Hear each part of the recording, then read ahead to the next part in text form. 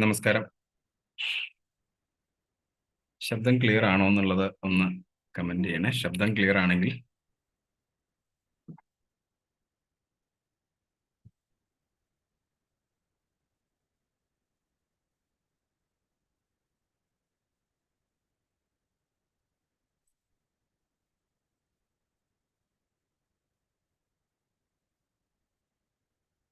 എല്ലാ ആളുകളും വരുന്നുള്ളൂ.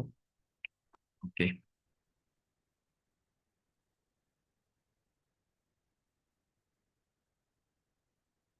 കേൾക്കുന്നുണ്ടെന്ന് കരുതുന്നു.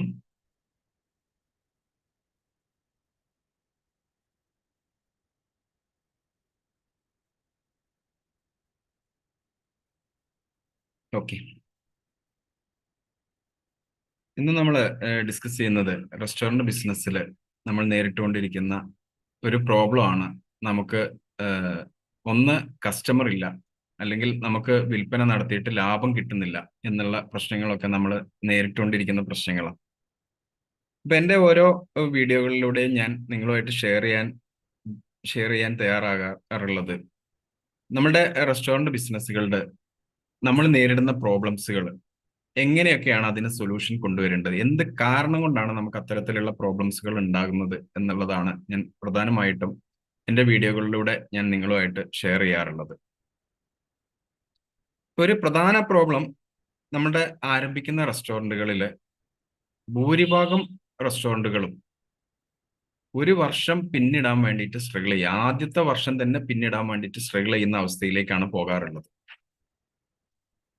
നമ്മൾ എടുത്തു നോക്കിയാൽ നമുക്ക് മനസ്സിലാവും, നമ്മളൊരു വിപണിയിൽ ആരംഭിക്കുന്ന റെസ്റ്റോറൻറ്റുകളിൽ എത്ര റെസ്റ്റോറൻറ്റുകൾ ആദ്യത്തെ വർഷം നമുക്ക് സർവൈവ് ചെയ്യാൻ വേണ്ടിയിട്ട് കഴിയാറുണ്ട്. പല റെസ്റ്റോറൻറ്റുകളും ആദ്യത്തെ വർഷം തന്നെ എന്ത് ചെയ്യും, ഒന്നുകിൽ കൈമാറ്റം ചെയ്യപ്പെടും, അല്ലെങ്കിൽ അടച്ചുപൂട്ടും, അല്ലെങ്കിൽ എന്ത് ചെയ്യും, സാമ്പത്തികമായിട്ട് പ്രയാസപ്പെട്ടുകൊണ്ട് കടബാധ്യതകൾ ഏറ്റെടുത്തുകൊണ്ട് മുമ്പോട്ട് പോകാൻ വേണ്ടിയിട്ട് ശ്രമിക്കും. നാളെ ശരിയാകും, മറ്റന്നാൾ ശരിയാകും എന്നുള്ള രൂപത്തിൽ ആ റെസ്റ്റോറൻറ്റുകൾ മുമ്പോട്ട് പോകാൻ വേണ്ടിയിട്ട് ശ്രമിക്കുകയാണ് സാധാരണഗതിയിൽ ചെയ്യാറുള്ളത്. അപ്പൊ ഇതില് എന്തുകൊണ്ടാണ് ഈ റെസ്റ്റോറൻറ്റുകൾക്ക് ഇങ്ങനെ സംഭവിക്കുന്നത് എന്നുള്ളത് നമ്മൾ പ്രധാനമായിട്ടും ശ്രദ്ധിക്കേണ്ടതുണ്ട്.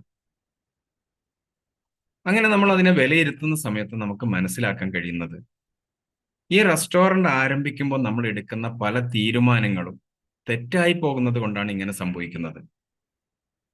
ഇതൊരു പ്രൊഫഷണൽ സപ്പോർട്ടിലൊന്നും അല്ല പല ആളുകളും റെസ്റ്റോറന്റ് ബിസിനസ്സിലേക്ക് കടന്നു വരുന്നത്. അവരുടെ ഒരു ഉപജീവന മാർഗം ആരംഭിക്കാൻ വേണ്ടിയിട്ട് ഒരു ബിസിനസ് ആരംഭിക്കുക, അതിൽ നിന്നൊരു വരുമാനം ഉണ്ടാക്കുക, അതിൽ നിന്നുള്ള ആ വരുമാനം എടുത്തുകൊണ്ട് ജീവിതം മുമ്പോട്ട് കൊണ്ടുപോവുക, സമ്പാദിക്കാൻ കഴിയുന്ന അത്രയും പണം സമ്പാദിക്കുക, ഇങ്ങനെയൊക്കെയുള്ള തോട്ടിൽ നിന്നാണ് ഈ റെസ്റ്റോറന്റ് ബിസിനസ്സിലേക്ക് ആളുകൾ കടന്നു വരുന്നത്. ഈ കടന്നു വരുമ്പോൾ തന്നെ ചില മിസ്റ്റേക്കുകൾ സംഭവിക്കാറുണ്ട്. ഇതിൽ ഇൻവെസ്റ്റ് ചെയ്യുന്ന ഫണ്ടിന്റെ കാര്യത്തിൽ മിസ്റ്റേക്കുകൾ സംഭവിക്കാറുണ്ട്. ആവശ്യമുള്ളതും ആവശ്യമില്ലാത്തതുമായിട്ടുള്ള ധാരാളം ഇൻവെസ്റ്റ്മെന്റുകൾ നടത്തിയിട്ടാണ് പല റെസ്റ്റോറന്റുകളും മുമ്പോട്ട് വരുന്നത്. ആവശ്യമുള്ള സ്ഥലങ്ങളിൽ ഇൻവെസ്റ്റ് ചെയ്യാൻ വേണ്ടിയിട്ട് തയ്യാറാകാറില്ല. ഇത് ഒരു മിസ്റ്റേക്കാണ്. ഈ മിസ്റ്റേക്കുകൾക്കൊക്കെ അപ്പുറം ഏറ്റവും വലിയ ഒരു മിസ്റ്റേക്ക് എന്ന് പറയുന്നത് മെനു സെറ്റ് ചെയ്യുന്നതിലാണ്.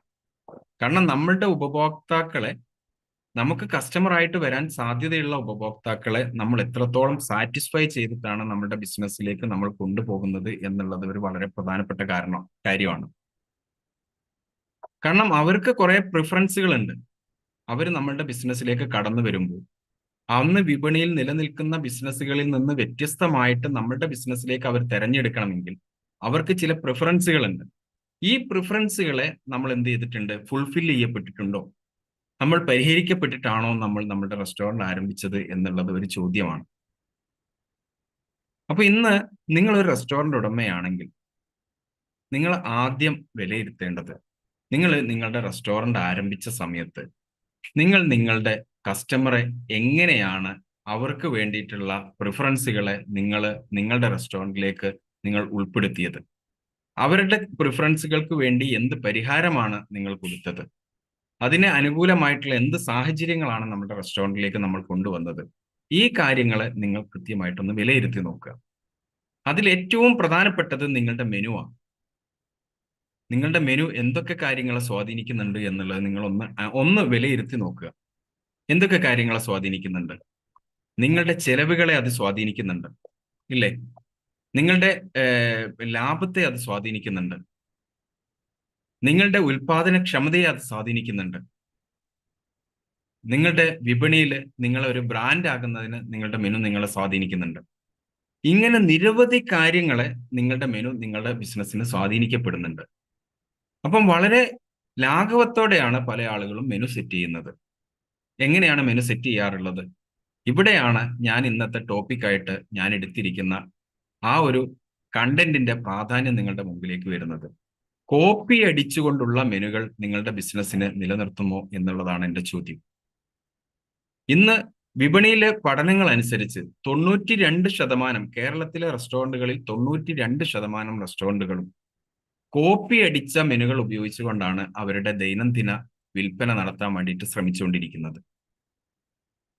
അവിടെയാണ് റെസ്റ്റോറന്റുകൾക്ക് പരാജയത്തിന്റെ തുടക്കം ആരംഭിക്കുന്നത്. നിങ്ങൾ ഇന്ന് കോപ്പി അടിച്ച മെനുകൾ, നിങ്ങളുടെ പിന്നെ കോമ്പറ്റേറ്ററിൽ നിന്ന് കോപ്പി അടിച്ച മെനു നിങ്ങൾ കൊണ്ടുവന്ന് നിങ്ങളുടെ റെസ്റ്റോറന്റിൽ ഇംപ്ലിമെന്റ് ചെയ്യുന്നു. അതിൽ നിന്ന് ആ കോമ്പറ്റേറ്ററേക്കാൾ കുറച്ച് വ്യത്യസ്തമാകാൻ വേണ്ടിയിട്ട് നിങ്ങൾ എന്ത് ചെയ്യുന്നു? അതിൽ ഒരു കുറച്ച് ഡിഷസുകൾ കൂടി നിങ്ങൾ ആഡ് ചെയ്യുന്നു.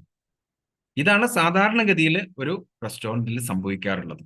അപ്പൊ നിങ്ങളുടെ വിപണിയിൽ 2 കോമ്പറ്റേറ്റേഴ്സ് ഉണ്ടെങ്കിൽ, അല്ലെങ്കിൽ 5 കോമ്പറ്റേറ്റേഴ്സ് ഉണ്ടെങ്കിൽ അവരുടെയൊക്കെ മെനു നിങ്ങൾ കളക്ട് ചെയ്യും, ഇല്ലേ? അവരുടെയൊക്കെ മെനു കളക്ട് ചെയ്തിട്ട് ആ മെനുവിനെ ഒന്ന് നിങ്ങൾ എന്ത് ചെയ്യും? ഒന്ന് വിലയിരുത്തും. എങ്ങനെയാണ്? അദ്ദേഹം ഒരു ഡിഷിന് ഇപ്പം നിങ്ങളുടെ ഒരു കോമ്പറ്റേറ്റർ ഒരു 90 രൂപയ്ക്ക് വിൽക്കുന്നു, മറ്റൊരു കോമ്പറ്റേറ്റർ എന്ത് ചെയ്യുന്നു? അത് 100 രൂപയ്ക്ക് വിൽക്കുന്നു എന്ന് കരുതുക. ഇപ്പൊ ഒരാൾ 90-ന് വിൽക്കുന്നു, ഒരാൾ 100-ന് വിൽക്കുന്നു. നമ്മൾ എന്ത് ചെയ്യും? രണ്ടുപേരുടെയും പ്രൈസ് വേണ്ട, അതിന്റെ മിഡിലുള്ള ഒരു പ്രൈസ് ഇടാം എന്ന് കരുതി നമ്മൾ 95 കൊണ്ടുപോയിട്ടിടും. ഇതാണ് ഒരു വില നിശ്ചയത്തിന്റെ ഒരു മാനദണ്ഡം എന്ന് പറയുന്നത്. ഇന്ന് ഞാൻ പറഞ്ഞ വിപണിയിലുള്ള 92% റെസ്റ്റോറന്റുകളിലും വില നിർണയത്തിന്റെ മാനദണ്ഡം എന്ന് പറയുന്നത് ഇതാണ്. അപ്പുറത്തെ കോമ്പറ്റേറ്റർ ഒരു മെനു എടുത്തുകൊണ്ടുവരിക, ഇപ്പുറത്തെ കോമ്പറ്റേറ്റർ ഒരു മെനു എടുത്തുകൊണ്ടുവരിക, വിലയിരുത്തുക, അതിൽ നിന്ന് ഇവരുടെ രണ്ടിന്റെയും ഇടയിലുള്ള ഒരു പ്രൈസ് ഇടുക, അല്ലെങ്കിൽ ഏറ്റവും കുറഞ്ഞ വിലയിൽ നിന്ന് അല്പം കുറച്ചിടുക. ഇങ്ങനെ വില നിശ്ചയിച്ച് നമ്മൾ ബിസിനസ്സിലേക്ക് മുമ്പോട്ട് പോകുമ്പോൾ നമുക്ക് എന്തൊക്കെയാണ് നമ്മുടെ ബിസിനസ്സിൽ സംഭവിക്കുന്നത് എന്നുള്ളത് നമ്മൾ മനസ്സിലാക്കുന്നില്ല. അതേപോലെ ഒരു പ്രൊഫഷണൽ രീതിയിൽ നമ്മുടെ ഒരു മെനു സിസ്റ്റം, നമ്മൾ ഒരു മെനു തയ്യാറാക്കേണ്ടത് എങ്ങനെയാണ് എന്നുള്ളത് നമുക്കറിയുന്നില്ല. ഈ 2 കാര്യങ്ങളെയും നമ്മൾ ഇന്ന് വിലയിരുത്തി നോക്കാം. നമുക്ക് നിങ്ങളുടെ സംശയങ്ങൾ എന്തുണ്ടെങ്കിലും, ഞാൻ പറയുന്നതിൽ നിങ്ങൾക്ക് എന്ത് ഡൗട്ടുകൾ ഉണ്ടെങ്കിലും നിങ്ങൾക്ക് എന്ത് ചെയ്യാം? നിങ്ങൾക്ക് അപ്പം തന്നെ കമന്റ് ചെയ്ത് ചോദിക്കാം. ആ കമന്റിന് ഞാൻ നിങ്ങൾക്ക് കൃത്യമായിട്ട് മറുപടി നൽകാം. നിങ്ങൾക്ക് നിങ്ങളുടെ വില നിശ്ചയിച്ചതിൽ നിങ്ങൾക്ക് എന്തെങ്കിലും ഫാൾട്ട് ഉണ്ട് എന്ന് തോന്നുന്നുണ്ടെങ്കിൽ, അത് നിങ്ങൾക്ക് എന്താണ് നിങ്ങളുടെ പ്രോബ്ലം ഉള്ളത് എന്നുള്ളത് നിങ്ങൾക്ക് എന്ത് ചെയ്യാം? നിങ്ങൾക്ക് കമന്റ് ആയിട്ട് നിങ്ങൾക്ക് രേഖപ്പെടുത്താം. അതിൽ നിങ്ങൾ കമന്റ് എഴുതുന്ന കാര്യങ്ങൾക്ക് ഞാൻ കൃത്യമായിട്ട് അടുത്തൊരു വീഡിയോ അല്ലെങ്കിൽ ഒരു ലൈവിൽ വന്നിട്ട് നിങ്ങൾക്ക് അതിനുള്ള കാര്യങ്ങൾ നിങ്ങൾക്ക് സൊല്യൂഷൻ ആയിട്ട് ഞാൻ നിങ്ങൾക്ക് തരും. എൻ്റെ വീഡിയോകളെല്ലാം ഈ പ്രോബ്ലംസുകൾ പരിഹരിക്കുന്നതിനായിട്ട് തയ്യാറാക്കിയിട്ടുള്ളതാണ് എൻ്റെ വീഡിയോകളെല്ലാം. റെസ്റ്റോറന്റ് ബിസിനസ്സുകളിൽ ഇന്ന് നേരിട്ടുകൊണ്ടിരിക്കുന്ന പ്രോബ്ലംസുകളെ, നിങ്ങൾക്ക് നേരിടുന്ന എന്ത് പ്രോബ്ലംസ് ഉണ്ടെങ്കിലും അതിനൊക്കെ സൊല്യൂഷനുകൾ എൻ്റെ വീഡിയോകളിലൂടെ ഞാൻ തന്നുകൊണ്ടിരിക്കുന്നുണ്ട്. നിങ്ങൾക്ക് നിരവധി വീഡിയോകൾ ഞാൻ ഇതുവരെ എൻ്റെ ചാനലിൽ ഞാൻ അപ്ലോഡ് ചെയ്തിട്ടുണ്ട്. ആ വീഡിയോകളെല്ലാം ഓരോ പ്രോബ്ലത്തെ ഫേസ് ചെയ്തുകൊണ്ട് അതിനുള്ള പരിഹാരമായിട്ടാണ് ഞാൻ ചെയ്തിട്ടുള്ളത്. ഓക്കെ, അപ്പൊ നമ്മൾ ആദ്യം പരിശോധിക്കുന്നത് ഒരു മെനു, മറ്റൊരാളുടെ മെനു നമ്മൾ കോപ്പി ചെയ്ത് നമ്മൾ ആ മെനുവിനെ ബേസ് ചെയ്തുകൊണ്ട് നമ്മൾ എന്ത് ചെയ്യുന്നു? നമ്മളൊരു വില നിശ്ചയിക്കുന്ന സമയത്ത് നമുക്ക് എന്ത് സംഭവിക്കുന്നു എന്നുള്ളത് നമുക്ക് ആദ്യം തന്നെ നോക്കാം. ഒന്ന്, നിങ്ങളുടെ കോമ്പറ്റേറ്റർ ഈ മെനു തയ്യാറാക്കിയത് പ്രൊഫഷണൽ രീതിയിലാണോ? എന്താണ് പ്രൊഫഷണൽ രീതി? അത് നമ്മൾ ആദ്യം തിരിച്ചറിയണം. ഓരോ ഡിഷസുകളും തയ്യാറാക്കുമ്പോൾ അതിന് വരുന്ന ഫുഡ് കോസ്റ്റ് എത്രത്തോളം ഉണ്ട് എന്നുള്ളത് നമുക്ക് ആദ്യം തിരിച്ചറിയാൻ വേണ്ടിയിട്ട് പറ്റണം. നിങ്ങളൊരു മെനു മറ്റൊരു കോമ്പറ്റേറ്ററിൽ നിന്ന് കോപ്പി ചെയ്ത് നിങ്ങളുടെ മെനു ആക്കി മാറ്റുന്ന സമയത്ത് അതിന് വരുന്ന ഫുഡ് കോസ്റ്റ് എത്രയാണ് എന്നുള്ളത് നിങ്ങൾ അറിയുന്നില്ല. അദ്ദേഹം ആ ഫുഡ് കോസ്റ്റ് നോക്കിയിട്ടാണോ ഈ വില നിശ്ചയിച്ചത് എന്നുള്ളത് നിങ്ങൾ അറിയുന്നില്ല, ഇല്ലേ? ഇവിടെ സംഭവിക്കുന്നത് എന്താ? നിങ്ങളുടെ ഫുഡ് കോസ്റ്റ് കൂടി വന്നു കഴിഞ്ഞാൽ, ഐഡിയൽ ആയിട്ട് നിങ്ങൾക്ക് വരേണ്ട ഒരു ഫുഡ് കോസ്റ്റ് ഉണ്ട് ഓരോ ഉൽപ്പന്നങ്ങളും. ഇല്ലേ? ആ ഉൽപ്പന്നത്തിന് വരേണ്ട ഒരു ഫുഡ് കോസ്റ്റിന്റെ മുകളിലേക്ക് നിങ്ങൾക്ക് ഇതിന്റെ ഒരു ഫുഡ് കോസ്റ്റ് വന്നു കഴിഞ്ഞാൽ നിങ്ങൾക്ക് നിങ്ങളുടെ ലാഭമാണ് ഈ അമിതമായിട്ട് വരുന്ന ഫുഡ് കോസ്റ്റുകൾ എടുത്തുകൊണ്ട് പോകുന്നത്. അപ്പൊ ഉദാഹരണത്തിന് പറയാം, നമുക്കൊരു 35% ഫുഡ് കോസ്റ്റ് വരേണ്ട ഒരു ഉൽപ്പന്നം നമ്മുടെ കോമ്പറ്റേറ്ററുടെ വില നിലവാരം അനുസരിച്ച് ആ ഉൽപ്പന്നത്തിന് ഒരു 50% ഫുഡ് കോസ്റ്റ് വരുന്നുണ്ട് എങ്കിൽ ഈ 15% വരുന്ന അമിതമായിട്ട് വരുന്ന ഫുഡ് കോസ്റ്റ് നമുക്ക് എവിടെ നിന്ന് വരുന്നു? നമുക്ക് ലഭിക്കേണ്ട 10-15% ലാഭമാണ് ഈ ഫുഡ് കോസ്റ്റ് കൊണ്ടുപോകുന്നത്. അങ്ങനെ കൊണ്ടുപോകുന്ന ഫുഡ് കോസ്റ്റ് ഉള്ള ഒരു ഉൽപ്പന്നം നമ്മൾ വില നിശ്ചയിച്ചു, കോമ്പറ്റേറ്റർ വില നിശ്ചയിച്ചതിനനുസരിച്ച് നമ്മൾ വില നിശ്ചയിച്ചു, ആ വിലയ്ക്ക് അനുസരിച്ച് നമ്മൾ എന്ത് ചെയ്യുന്നു? വിൽപ്പനയ്ക്ക് തയ്യാറാണ്. ഉപഭോക്താക്കൾ വന്ന് കഴിക്കുന്നു, അവര് പണം തരുന്നു, നമ്മൾ ആവശ്യപ്പെട്ട പണം അവർ തരുന്നു. നമുക്ക് എന്താണ് സംഭവിക്കുക? നമുക്ക് 10% ലാഭത്തിൽ വിൽക്കേണ്ടിയിരുന്ന ഈ ഒരു പ്രൊഡക്റ്റിന് 15% ഫുഡ് കോസ്റ്റ് കൂടിയതോടുകൂടി 5% നമ്മളുടെ കയ്യിൽ നിന്ന് ഓരോ ഉപഭോക്താവും ഈ ഫുഡ് കഴിക്കുന്ന സമയത്ത് നമ്മുടെ കയ്യിൽ നിന്ന് നഷ്ടപ്പെടുക. ക്ലിയർ ആയിട്ടുണ്ടെന്ന് ഞാൻ കരുതുന്നു. കാരണം ഇതാണ് ഇതിന്റെ പ്രോബ്ലം. അപ്പം നമ്മൾ എന്താണ്, ഓരോ മാസവും നമ്മൾ കാൽക്കുലേറ്റ് ചെയ്യുന്നു, നമ്മൾക്ക് ബിസിനസ് നടക്കുന്നുണ്ട്, പക്ഷെ ലാഭമില്ല. ഞാൻ എൻ്റെ മീറ്റിങ്ങുകളിൽ, എൻ്റെ കൺസൾട്ടിങ് പ്രോഗ്രാമുകളിൽ ഞാൻ കണ്ടുമുട്ടുന്ന റെസ്റ്റോറൻറ്റുകളിൽ ഒരു 70%-അധികവും ആളുകൾ, ഭൂരിഭാഗം ആളുകളും എന്ന് തന്നെ പറയാം, ഇത്തരത്തിൽ പ്രശ്നങ്ങൾ നേരിടുന്ന ആളുകളെയാണ് ഞാൻ കാണുന്നത്.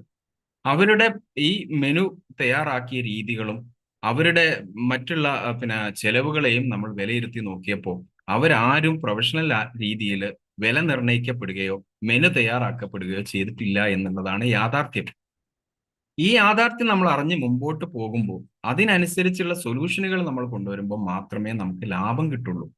നമ്മൾ എന്തിനാ ബിസിനസ് ചെയ്യുന്നത്? നമുക്ക് ലാഭം കിട്ടാൻ വേണ്ടിയിട്ടല്ലേ?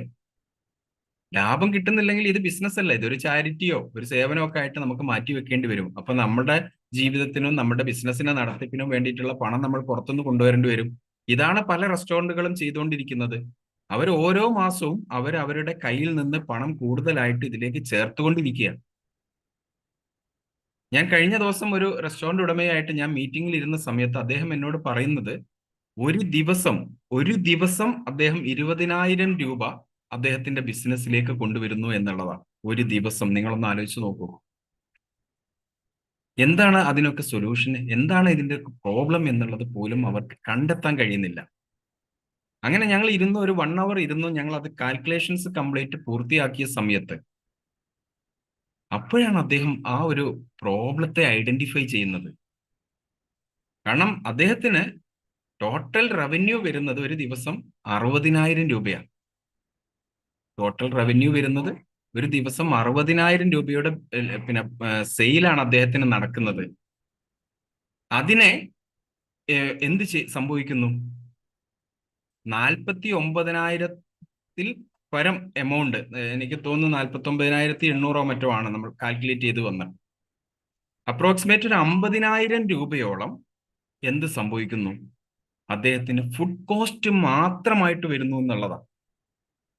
കഴിച്ചൊരു 10,000 രൂപയാണ് അദ്ദേഹത്തിന് ഒരു ദിവസത്തെ ഗ്രോസ് പ്രോഫിറ്റ് ആയിട്ട് അദ്ദേഹത്തിന് വരുന്നത്. അദ്ദേഹത്തിന് അതിൽ നിന്ന് എന്തൊക്കെ കഴിയണം? ഒരു റിയാലിറ്റിയാണ്, ഒരു റിയൽ സ്റ്റോറിയാണ് ഞാൻ നിങ്ങളുമായിട്ട് ഷെയർ ചെയ്യുന്നത്. അദ്ദേഹത്തിന് അതിൽ നിന്ന് 1 മിനിറ്റ്,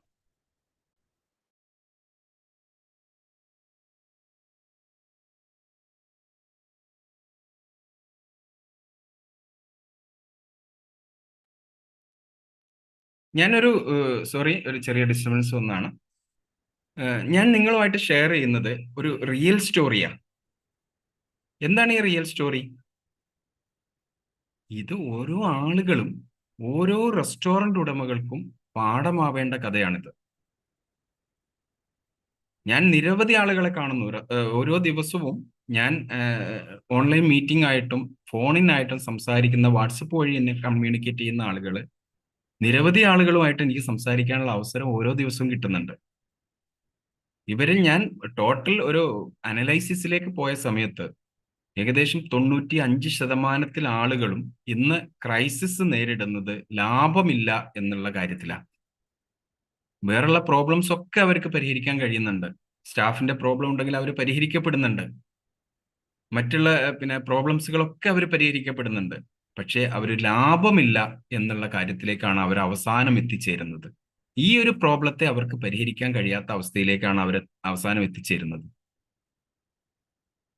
അപ്പൊ നമ്മൾ മനസ്സിലാക്കേണ്ടത് നമുക്ക് സംഭവിക്കുന്ന തെറ്റ് എവിടെയാണ് നമ്മൾ തുടങ്ങുന്നത്, നമ്മുടെ തെറ്റ് എവിടെയാണ് ആരംഭിച്ചിരിക്കുന്നത്. അത് പരിഹരിക്കാതെ നിങ്ങൾക്കിത് ലാഭത്തിലേക്ക് കൊണ്ടുപോവുക എന്നുള്ളത് വളരെ പ്രയാസമാണ്. അതുകൊണ്ട് കോപ്പി അടിച്ചുള്ള മെനുകൾ നമ്മൾ കണ്ടെത്താതിരിക്കുക, നമ്മൾ പിന്നെ കൊണ്ടുവരാതിരിക്കുക നമ്മുടെ ബിസിനസ്സിൽ.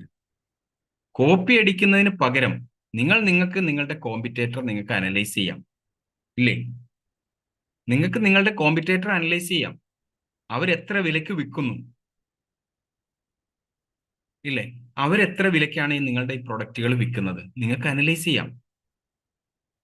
അനലൈസ് ചെയ്ത ശേഷം ആ ഡിഷസുകളെ നിങ്ങൾക്ക് യുണീക്ക് ആക്കി മാറ്റാൻ വേണ്ടിയിട്ട് എന്തൊക്കെ കാര്യങ്ങൾ ചെയ്യാൻ വേണ്ടിയിട്ട് പറ്റും, അവർ കൊടുക്കുന്നതിനേക്കാൾ ബെറ്റർ ചെയ്ത് നിങ്ങളുടെ കസ്റ്റമറെ അട്രാക്ട് ചെയ്യാൻ പറ്റുന്ന, നിങ്ങളുടെ കസ്റ്റമറുടെ പ്രിഫറൻസ് ഉള്ള രീതിയിലേക്ക് ആ ഡിഷസുകളെ ചേഞ്ച് ചെയ്ത് അവർക്ക് നല്ല ആംബിയൻസിൽ നിങ്ങൾക്ക് എന്തൊക്കെ രൂപത്തിലേക്ക് നിങ്ങൾക്ക് അതിനെ മാറ്റിയെടുക്കാൻ വേണ്ടി പറ്റും, നിങ്ങൾ പഠിക്കൂ. അങ്ങനെ പഠിച്ചതിന് ശേഷം നമ്മൾ എന്ത് ചെയ്യണം? നമ്മുടെ മെനുകൾ സെറ്റ് ചെയ്യണം നമ്മൾ. അപ്പൊ നമുക്ക് എന്താണ്, മറ്റൊരാൾ സെറ്റ് ചെയ്ത മെനുവിനേക്കാൾ നമുക്ക് എന്ത് ചെയ്യും? ക്വാളിറ്റിയുള്ള, വ്യത്യസ്തമായിട്ടുള്ള, യുണീക്ക് ആയിട്ടുള്ള ഒരു ഡിഷ് ആക്കിയിട്ട് നമുക്ക് കൊടുക്കാൻ വേണ്ടിയിട്ട് പറ്റും. ഇതെന്താണ് ചെയ്യുക? തൊട്ടടുത്തുള്ള റെസ്റ്റോറന്റ് ഉടമ, അവിടെ ഒരു ഡിഷ് ഉണ്ട്, ബിരിയാണി. എല്ലാവരും മലബാർ ദം ബിരിയാണി എന്നൊക്കെ പറഞ്ഞിട്ട് എഴുതി എഴുതി കൊടുക്കുന്ന ബിരിയാണി. ഈ ബിരിയാണിക്ക് അദ്ദേഹം അവിടെ വിൽക്കുന്നത് 140 രൂപയ്ക്കായിരിക്കാം.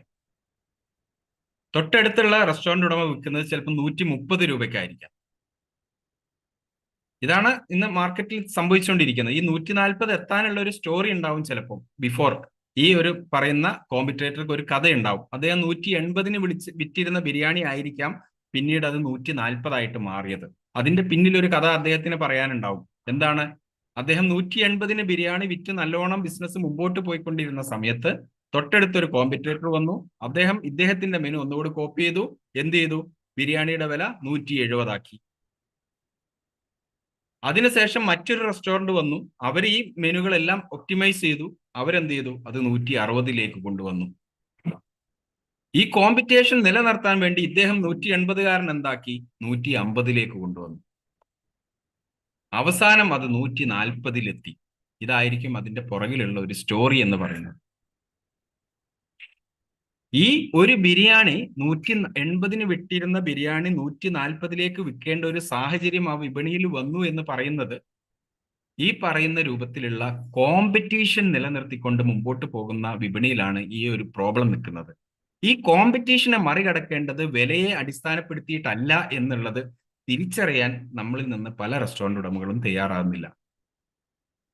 നിങ്ങൾ ബിരിയാണി, നിങ്ങൾക്ക് ലാഭമുള്ള ബിരിയാണി നിങ്ങൾക്ക് വിൽക്കാൻ പറ്റുന്നില്ലെങ്കിൽ നിങ്ങൾക്ക് ആ ബിരിയാണി വിൽക്കാതിരിക്കുക. പകരം നിങ്ങൾ നഷ്ടം സംഭവിച്ചുകൊണ്ട് നിങ്ങൾ ബിരിയാണി വിൽക്കാൻ പോയി കഴിഞ്ഞാൽ നിങ്ങളുടെ റെസ്റ്റോറന്റ് നിങ്ങൾക്ക് നിലനിർത്താൻ കഴിയുമോ? ഒരു നിമിഷം നിങ്ങളൊന്ന് ആലോചിച്ച് നോക്കുക. എന്താണ് സംഭവിക്കുക? നിങ്ങൾക്ക് നഷ്ടം സംഭവിക്കുന്ന ഒരു ബിരിയാണി നിങ്ങൾ വിൽക്കുമ്പോൾ നിങ്ങൾക്ക് ഇപ്പുറത്ത് നിങ്ങൾ വിൽക്കുന്ന ഒരു പൊറാട്ടയിൽ നിന്നോ ഒരു ദോശയിൽ നിന്നോ കിട്ടുന്ന ലാഭം നിങ്ങളുടെ ബിരിയാണി കൊണ്ടുപോകും, ഇല്ലേ? ഇതാണ് സംഭവിക്കുക ബിസിനസ്സിൽ. അപ്പൊ ഇങ്ങനെ നിങ്ങൾ തന്നെ നിങ്ങളുടെ ബിസിനസ്സിനെ പരാജയപ്പെടുത്തുന്ന തീരുമാനങ്ങൾ എടുത്ത് മുമ്പോട്ട് പോവുകയാണ് മെനു കോപ്പി ചെയ്യുന്നതിലൂടെ നിങ്ങൾക്ക് സംഭവിക്കുന്നത്. പകരം നിങ്ങൾ ഒരു കോമ്പറ്റേറ്ററുടെ മെനു എടുക്കുന്നു, ഒരു ബിരിയാണിയുടെ ഒരു മെനു കൊണ്ടുവരുന്നു. നിങ്ങൾ ഉദ്ദേശിക്കുക, ഞാൻ മലബാർ ദം ബിരിയാണി വിൽക്കുന്നില്ല, പകരം ഞാൻ അതിന് ഒരു യുണീക്ക് ആയിട്ടുള്ള മെനു ആക്കി മാറ്റിയിട്ട് എന്റെ ബിരിയാണിയെ ഞാനൊരു ഫ്യൂഷൻ രൂപത്തിലുള്ള ഒരു ഡിഷാക്കി മാറ്റി അതിനെ ഞാൻ ആളുകളുടെ മുമ്പിൽ ഹൈലൈറ്റ് ചെയ്ത് ഈ ബിരിയാണി കഴിക്കാൻ താല്പര്യമുള്ള ആളുകളെ കൂടി അട്രാക്ട് ചെയ്യാൻ പറ്റുന്ന രൂപത്തിലുള്ള ഒരു ഫ്യൂഷൻ മെനു ആക്കി ഞാൻ ഇതിനെ മാറ്റാൻ വേണ്ടി തയ്യാറാകുന്നു. നമ്മൾ ഇത്ര അധ്വാനിക്കേണ്ടി വരും, അതിനെക്കുറിച്ച് പഠിക്കണം, നമ്മുടെ കുക്കുമായിട്ട് നമ്മൾ ഇരിക്കേണ്ടി വരും, നമ്മുടെ ഷെഫുമായിട്ട് നമ്മൾ സംസാരിക്കേണ്ടി വരും. അവരിൽ നിന്ന് ആ ഇന്നോവേഷൻസ്, അവരുടെ മാക്സിമം കഴിവുകൾ നമ്മൾ പുറത്തു കൊണ്ടുവരേണ്ടി വരും. എന്നിട്ട് ഈ ഡിഷസുകളെ നമ്മൾ എന്ത് ചെയ്യണം? നമ്മളുടെ മാത്രം ഒരു യുണീക്ക് ആയിട്ടുള്ള മെനു ആയിട്ട് നമ്മുടെ കസ്റ്റമറുടെ മുമ്പിൽ നമ്മൾ അവതരിപ്പിക്കണം. അപ്പൊ നിങ്ങൾ ഇവര് 180 വിറ്റുകൊണ്ടിരുന്ന ബിരിയാണിയെ 220 വിൽക്കാൻ വേണ്ടിയിട്ട് പറ്റുന്ന രൂപത്തിലേക്കുള്ള ഒരു സാധ്യത നിങ്ങളുടെ വിപണിയിൽ നിങ്ങൾക്ക് തന്നെ തുറന്നെടുക്കാൻ വേണ്ടിയിട്ട് പറ്റും. ഇങ്ങനെ ആളുകൾ എന്ത് ചെയ്യുന്നില്ല, അതിനെക്കുറിച്ച് അവെയർ ആകുന്നില്ല എന്നുള്ളതാണ് നമ്മൾ മനസ്സിലാക്കേണ്ടത്. ഇങ്ങനെ നമ്മൾ അവെയർ ആവാതെ വരുന്ന സമയത്താണ് നമ്മളുടെ മെനുകൾ നമുക്ക് പരാജയം നേടിത്തരുന്നത്, നമ്മളുടെ പരാജയമായിട്ട് മാറുന്നു. അപ്പൊ അതുകൊണ്ട് നമ്മളുടെ ബിസിനസ്സുകളിൽ നമ്മൾ ശ്രദ്ധിക്കേണ്ടത്, നമ്മൾ കോപ്പി അടിച്ച മെനു നമ്മളുടെ ബിസിനസ്സുകളിലേക്ക് കൊണ്ടുവരാതിരിക്കുക. നമ്മൾ അനലൈസിസ് മാത്രം ചെയ്യുക, നമ്മളൊരു അവലോകനം ചെയ്യുക. അവരെത്ര വിൽക്കുന്നു, അവരെന്ത് ക്വാണ്ടിറ്റിയാണ് കൊടുക്കുന്നത്, അവരുടെ അതിന് എന്തൊക്കെ ക്വാളിറ്റികൾ ഉണ്ട് ആ മെനുകൾക്ക് എന്നുള്ളത് നമുക്ക് പഠിക്കാം. അവരുടെ മെനുവിനെ വിലയിരുത്തി നമുക്ക് പഠിക്കാം. പക്ഷേ നമ്മൾ വിൽക്കുന്ന ഓരോ മെനുകൾക്കും നമ്മുടെ ഐഡിയൽ ഫുഡ് കോസ്റ്റും നമ്മുടെ ഓവർഹെഡ് എക്സ്പെൻസുകളും നമുക്ക് നിലനിർത്താൻ കഴിഞ്ഞുകൊണ്ട് നമുക്ക് അതിനാവശ്യമായിട്ടുള്ള ലാഭം നേടിയെടുക്കാൻ കഴിയുന്ന രൂപത്തിലേക്കുള്ള മെനുവിന്റെ വിലകൾ നിശ്ചയിക്കാൻ വേണ്ടിയിട്ട് നമുക്ക് കഴിയണം. അതിനനുസരിച്ച് നമ്മുടെ മെനുകളെ യുണീക്ക് ആക്കണം. അടുത്തൊരു പ്രശ്നം, നമ്മൾ കോപ്പി അടിക്കുന്ന മെനുവിലുള്ള അടുത്തൊരു പ്രോബ്ലം എന്താണെന്ന് ചോദിച്ചാൽ, നമ്മൾ മറ്റൊരു റെസ്റ്റോറൻറ്റിന്റെ ഒരു വലിയ കിച്ചണൊക്കെ ഉള്ള ഒരുപാട് ജീവനക്കാർ വർക്ക് ചെയ്യുന്ന ഒരു മെനു അവിടെ ഇംപ്ലിമെന്റ് ചെയ്ത റെസ്റ്റോറൻറ്റിൽ നിന്നായിരിക്കും ചിലപ്പോൾ നമ്മൾ അവരിൽ നിന്നായിരിക്കും മെനു കോപ്പി ചെയ്ത് കൊണ്ടുവരുന്നത്. അതേ മെനു നമ്മുടെ റെസ്റ്റോറൻറ്റിലേക്ക് നമ്മൾ ഇംപ്ലിമെന്റ് ചെയ്യാൻ വേണ്ടിയിട്ട് തയ്യാറാകുമ്പോൾ നമ്മളുടെ കിച്ചണിലുള്ള പ്രൊഡക്ടിവിറ്റി ഇത്രത്തോളം ഉണ്ടാവില്ല. നമുക്കൊരു പരിധി ഉണ്ടാവും, നമ്മുടെ കിച്ചണിൽ നിന്ന് പരമാവധി നമുക്ക് ചെയ്യാൻ കഴിയുന്ന ഒരു പ്രൊഡക്ടിവിറ്റി ഉണ്ടാവും.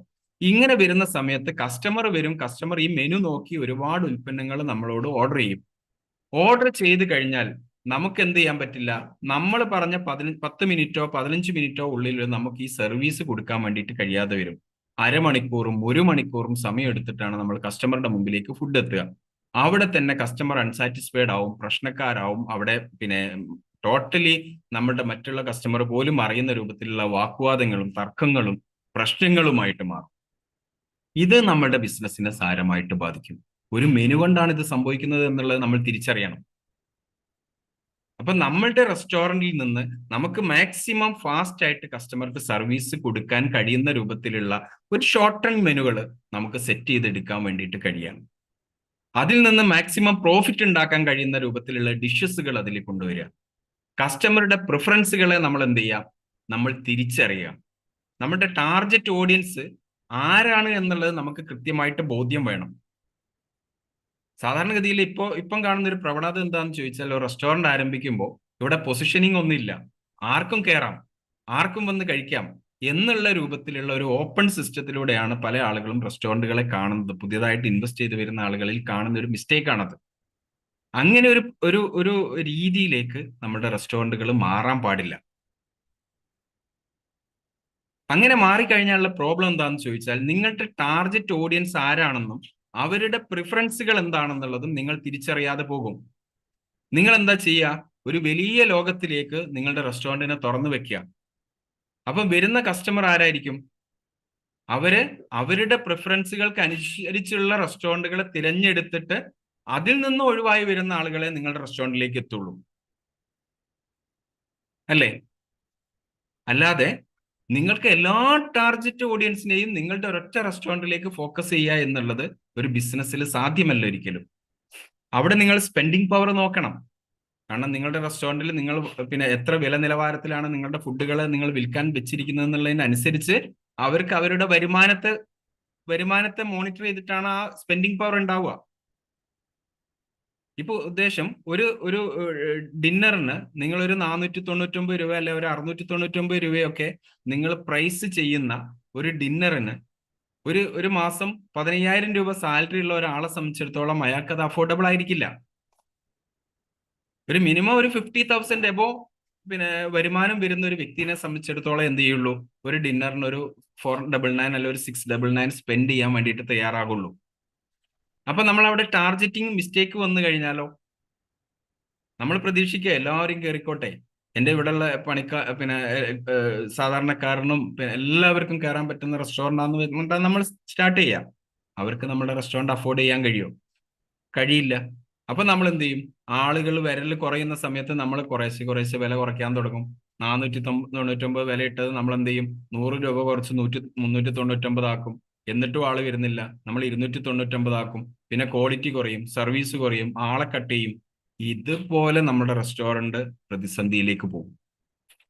അപ്പോൾ വില നിശ്ചയിക്കുന്നത് എപ്പോഴും ടാർഗറ്റ് ഓഡിയൻസിനെ ഐഡന്റിഫൈ ചെയ്ത് അവരുടെ പ്രിഫറൻസുകളെ നോക്കി നമ്മളുടെ റെസ്റ്റോറന്റിന്റെ കിച്ചണിന്റെ എത്രത്തോളം പ്രൊഡക്ടിവിറ്റി ഉണ്ടാക്കാൻ കഴിയും എന്നുള്ളത് നോക്കി നമ്മൾ എത്രത്തോളം പോർഷനുകൾ വിളമ്പണം എന്നുള്ളതിനെ അടിസ്ഥാനപ്പെടുത്തി ഇതൊക്കെയാണ് നമ്മൾ വില നിശ്ചയിക്കേണ്ടത്. നമ്മുടെ ലാഭത്തെ നമ്മൾ പ്രധാനമായിട്ടും നമ്മൾ മറന്നു പോകാനും പാടില്ല. പല ആളുകളും ലാഭത്തെ ശ്രദ്ധിക്കാറേ ഇല്ല. എന്താ ചെയ്യുക? നമുക്കൊരു പർച്ചേസ് ചെയ്തിരിക്കുന്ന ഒരു ബില്ല് നോക്കും.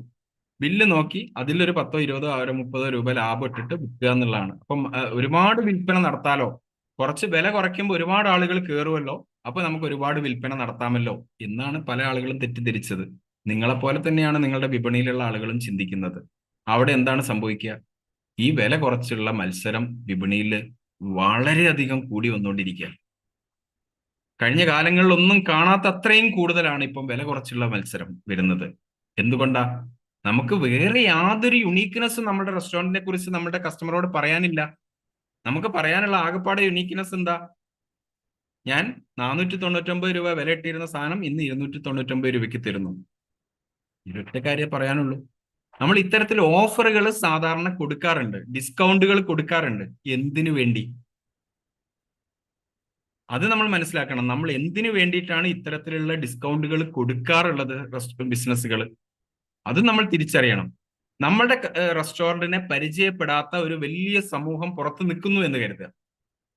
നമ്മുടെ റെസ്റ്റോറന്റിലേക്ക് തീരെ വരാത്ത, തീരെ നമ്മുടെ റെസ്റ്റോറന്റിലെ ഫുഡുകൾ ടേസ്റ്റ് ചെയ്യാത്ത ഒരു വിഭാഗം ആളുകൾ, ഒരു വലിയൊരു വിഭാഗം പുറത്ത് നിൽക്കുന്നുണ്ട് എന്നുള്ളത് നമ്മൾ തിരിച്ചറിഞ്ഞു കഴിഞ്ഞാൽ നമ്മുടെ ടാർഗറ്റ് ഓഡിയൻസ് ആണ് അവർ. അപ്പൊ അവരെ അട്രാക്ട് ചെയ്യാൻ വേണ്ടിയിട്ട് നമ്മൾ എന്ത് ചെയ്യും? നമ്മുടെ ഫുഡുകളിൽ നമ്മൾ ഒരു 50% ഓഫ് ഒക്കെ ഇട്ടിട്ട് നമ്മൾ എന്ത് ചെയ്യും? അവരെ അട്രാക്ട് ചെയ്യാനുള്ള ശ്രമം നടത്തും. ഇത് റെഗുലർ ബേസിൽ നടത്തേണ്ട ഓഫറുകളല്ല. അവിടെയാണ് നമ്മൾ ഇത് ശ്രദ്ധിക്കേണ്ടത്. പക്ഷേ നമ്മളെ പല റെസ്റ്റോറന്റുകളിലും ഒരു ഓഫർ ഇടുമ്പോൾ ആൾ ഇടിച്ചു കയറുന്നത് കൊണ്ട് അവരുടെ ഓഫർ ബിസിനസ് ആക്കി മാറ്റുക. പിന്നീട്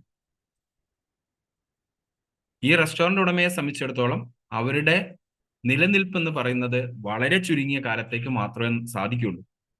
ദീർഘകാലത്തേക്ക് അവർക്ക് നിൽക്കാൻ വേണ്ടിയിട്ട് കഴിയില്ല.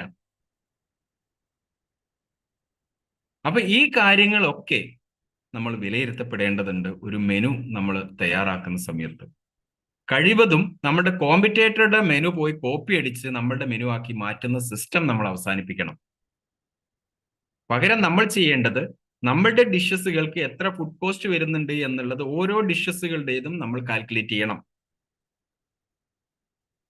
അതിനുശേഷം നമ്മുടെ ഓവർ എക്സ്പെൻസുകൾ എത്ര വരുന്നുണ്ട് എന്നുള്ളത് നമ്മൾ നോക്കുക.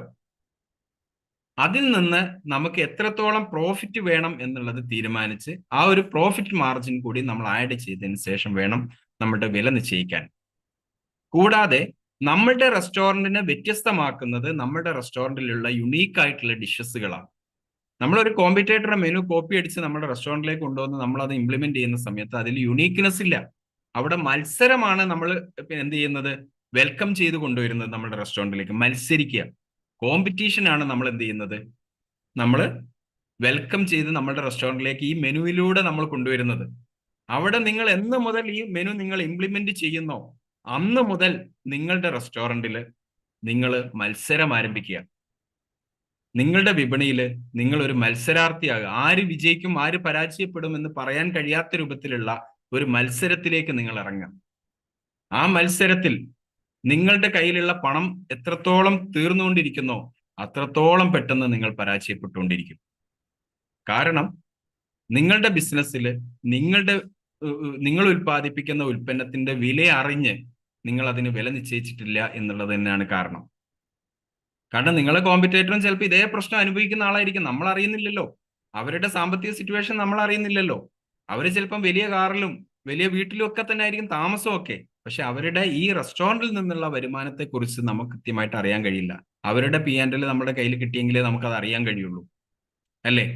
അവരും ചിലപ്പോൾ ഇത് ഇന്ന് ശരിയാവും, നാളെ ശരിയാവും, അല്ലെങ്കിൽ ഒന്നുകൂടെ ഭംഗി കൂട്ടാം, ഒന്നുകൂടെ ആംബിയൻസ് മാറ്റിയാൽ കൂടുതൽ കച്ചവടം കിട്ടും എന്ന് കരുതി അവർ ചെയ്യുന്ന ഇടയ്ക്കിടയ്ക്ക് ഇങ്ങനെ റിനോവേറ്റ് ചെയ്തോണ്ട് ഇരിക്കുന്നുണ്ടാവും. അവർ എവിടെന്നെങ്കിലും പുറത്തുനിന്ന് ഫണ്ട് കൊണ്ടുവന്നിട്ടായിരിക്കും ഈ റിനോവേഷൻസ് ചെയ്തുകൊണ്ടിരിക്കുന്നത്. നമ്മൾ ഇതൊന്നും അറിയില്ല. നമ്മൾ കരുതുന്നത് എന്താ, അവരിതാ ഡെയിലി അതിന്റെ മുഖച്ഛായ മാറ്റുന്നു, കൂടുതൽ കൂടുതൽ ഇരിക്കാനുള്ള സൗകര്യങ്ങൾ വർദ്ധിപ്പിക്കുന്നു, കൂടുതൽ സീറ്റിംഗ് കൊണ്ടുവരുന്നു, അങ്ങനെയൊക്കെയുള്ള എല്ലാ ഇതും നമ്മളിങ്ങനെ നോക്കിക്കാണാം. അപ്പൊ നമ്മൾ കരുതുന്നത് എന്താ, അവര് ലാഭമായിട്ടാണ് ഇതൊക്കെ ചെയ്യുന്നത് എന്ന് നമ്മൾ തെറ്റിദ്ധരിക്കും. എന്റെ അനുഭവത്തിൽ ഞാൻ കാണുന്ന പല റെസ്റ്റോറന്റ് ഉടമകളും ഇത്തരത്തിലുള്ള പല രൂപത്തിലുള്ള പണം ഇൻവെസ്റ്റ് ചെയ്തുകൊണ്ടുള്ള സ്ട്രാറ്റജികൾ ഇംപ്ലിമെന്റ് ചെയ്യാൻ വേണ്ടിയിട്ട് ശ്രമിച്ച് പരാജയപ്പെട്ടു പോവുകയാണ് അവർ അവസാനം ചെയ്യുന്നത്. അവരുടെ യഥാർത്ഥ മിസ്റ്റേക്ക് എന്താണ് എന്നുള്ളത് അവർ തിരിച്ചറിയുന്നില്ല എന്നുള്ളതാണ് വാസ്തവം. അപ്പൊ നമ്മളുടെ റെസ്റ്റോറൻറ്റിൽ നമ്മൾ ഒരു മെനു ഇംപ്ലിമെന്റ് ചെയ്യുകയാണെന്നുണ്ടെങ്കിൽ നമ്മൾ ചെയ്യേണ്ടത് ഇത്ര മാത്രമാണ്. നമ്മളുടെ ഫുഡ് കോസ്റ്റ് തിരിച്ചറിയുക, നമ്മുടെ ഓവർ ഹെഡ് എക്സ്പെൻസ് തിരിച്ചറിയുക, നമുക്ക് ആവശ്യമായിട്ടുള്ള ഒരു പ്രോഫിറ്റ് മാർജിൻ നമ്മൾ സെറ്റ് ചെയ്യുക.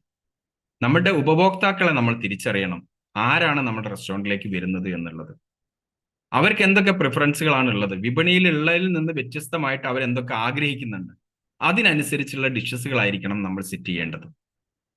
കൂടാതെ നമ്മുടെ ചെലവുകളെ നമ്മൾ കൃത്യമായിട്ട് നമുക്ക് മോണിറ്റർ ചെയ്യാൻ വേണ്ടിയിട്ട് പറ്റണം. പിന്നെ നമ്മൾ ഉപയോഗിക്കുന്ന ഇൻഗ്രീഡിയൻസ് വളരെ പ്രധാനപ്പെട്ടതാണ്. നമ്മൾ ഏത് പൊസിഷനിലാണോ നമ്മുടെ റെസ്റ്റോറൻറ്റിനെ നമ്മൾ പൊസിഷൻ ചെയ്യാൻ വേണ്ടിയിട്ട് ഉദ്ദേശിക്കുന്നത്, ആ പൊസിഷനിങ്ങിന് അനുസരിച്ചുള്ള ഇൻഗ്രീഡിയൻസുകളായിരിക്കണം നമ്മുടെ ഡിഷസുകളിൽ നമ്മൾ ചേർക്കേണ്ടത്. ഞാൻ കഴിഞ്ഞ ദിവസം ഒരു സ്റ്റോറിയോട് നിങ്ങളോട് പറയാം. ഞാൻ കഴിഞ്ഞ ദിവസം ഒരു റെസ്റ്റോറൻറ്റ് ഉടമയുമായിട്ട് ഒരു ഓൺലൈൻ മീറ്റിംഗ് ഇരുന്ന സമയത്ത് അദ്ദേഹം എന്നോട് പറഞ്ഞത്, ഞാൻ ബിരിയാണിക്ക് വാങ്ങുന്ന അരിയുടെ വില 158 രൂപയാണ്. അത് വെച്ചിട്ടാണ് ഞാൻ ബിരിയാണി ഉണ്ടാക്കി 120 രൂപയ്ക്ക് വിളമ്പുന്നത്. കാരണം ആൾക്ക് നല്ല ടേസ്റ്റിൽ ഫുഡ് കൊടുത്തെങ്കിൽ മാത്രമേ ആളുകൾ എൻ്റെ റെസ്റ്റോറൻറ്റിലേക്ക് വരുള്ളൂ. ഇതാണ് അദ്ദേഹത്തിന്റെ കാഴ്ചപ്പാട്. അപ്പോൾ അദ്ദേഹത്തിന്റെ ഫുഡിന്റെ ക്വാളിറ്റി കൂട്ടാൻ വേണ്ടിയിട്ട് അദ്ദേഹം ഉപയോഗിക്കുന്ന മെത്തേഡ് എന്താ, ഏറ്റവും ഹൈ ക്വാളിറ്റി ഉള്ള നല്ല റൈസ് വാങ്ങിയിട്ട് അദ്ദേഹം എന്ത് ചെയ്യുന്നു, പ്രിപ്പയർ ചെയ്യുന്നു. പക്ഷെ അദ്ദേഹം വിൽക്കുന്നത് എത്രയ്ക്കാ, 130 രൂപയ്ക്ക്. അദ്ദേഹത്തിനോട് ഞാൻ ചോദിച്ചു, നിങ്ങളുടെ ഫുഡ് കോസ്റ്റ് നിങ്ങൾ നോക്കിയോ? അതേപോലെ അദ്ദേഹത്തിന് മറ്റൊരു ഫാൾട്ട് അദ്ദേഹത്തിന്റെ കയ്യിലുള്ളത് എന്താ, അദ്ദേഹത്തിന്റെ ബിരിയാണിയിൽ അദ്ദേഹം ഉപയോഗിക്കുന്നത്, എല്ലാവരും 2 പീസ് ചിക്കൻ വെച്ച് കൊടുക്കുമ്പോൾ ഇദ്ദേഹം എന്ത് ചെയ്യുന്നുണ്ട്, വലിയ 3 പീസ് വെച്ചിട്ടാണ് ഇദ്ദേഹം വിളമ്പുന്നത്. എങ്ങനെയുണ്ട് കാര്യങ്ങൾ പോകും? എങ്ങനെയാവും കാര്യങ്ങൾ മുമ്പോട്ട് പോവുക? നിങ്ങളൊന്ന് വിലയിരുത്തി നോക്കൂ. ഇങ്ങനെയുള്ള സ്ട്രാറ്റജികളാണ് നമ്മളുടെ റെസ്റ്റോറന്റ് ബിസിനസ്സുകളിൽ പല ആളുകളും ഇംപ്ലിമെന്റ് ചെയ്ത് നോക്കുന്നത്. ഉപഭോക്താവിന് കൂടുതൽ കൊടുത്താൽ ഉപഭോക്താവിന് താല്പര്യമാകും, അതുകൊണ്ട് ഞാൻ കൂടുതൽ കൊടുക്കുന്നു, അതോടൊപ്പം അതിന്റെ വില ഞാൻ കുറയ്ക്കുന്നു. ഇത് രണ്ടും കൂടി നിങ്ങൾക്ക് എങ്ങനെ കൊടുക്കാൻ പറ്റും? ക്വാളിറ്റി കൂടുന്നതനുസരിച്ച് നിങ്ങൾക്ക് വില കൂടും എന്നുള്ളത് ഏതൊരാൾക്കും വിലയിരുത്താൻ കഴിയുന്ന കാര്യമാണ്, അല്ലേ? ഒരു ദിവസം 60,000 രൂപയുടെ ബിസിനസ് ചെയ്യുമ്പോൾ 50,000 രൂപ ഒരു ദിവസം 60,000 രൂപയുടെ റവന്യൂ നിങ്ങൾക്ക് വരുമ്പോൾ 50,000 രൂപ നിങ്ങൾക്ക് ഫുഡ് കോസ്റ്റ് വരുന്നുണ്ടെങ്കിൽ ആ റെസ്റ്റോറന്റ് നിങ്ങൾ നടത്താതിരിക്കുന്നതാണ് എപ്പോഴും നല്ലത്,